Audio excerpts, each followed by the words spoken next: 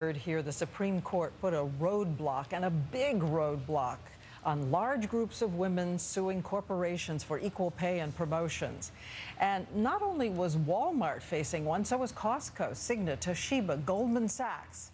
So today, a lot of women decided to regroup on other ways to beat down the door, and Claire Shipman has other stories from the front lines tonight. This isn't a woman you'd think would need help with salary equality.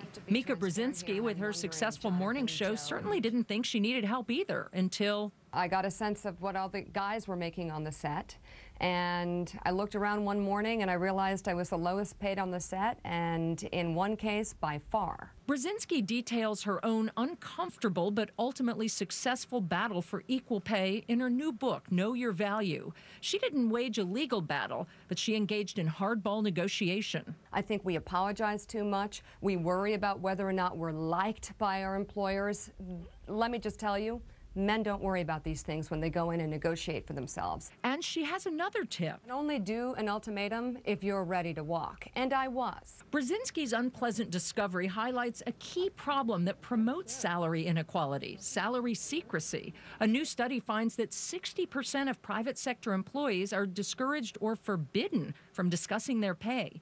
That may be why in the private sector the pay gap between men and women is a stunning 23%.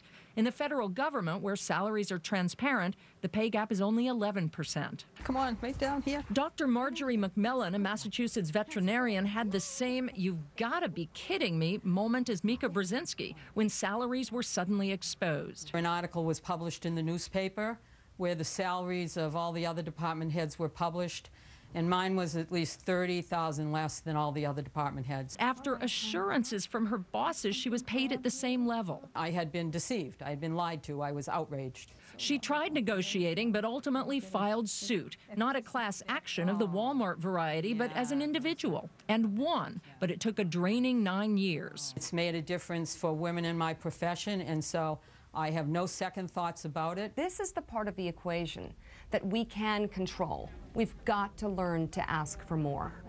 So the critical question, how do you get the goods? How do you find out what other people around you are making? Well, most government jobs, nonprofit jobs are supposed to disclose. You can also consult surveys, but the best method, good old-fashioned and discreet reporting. Talk to trusted colleagues and friends, but be careful.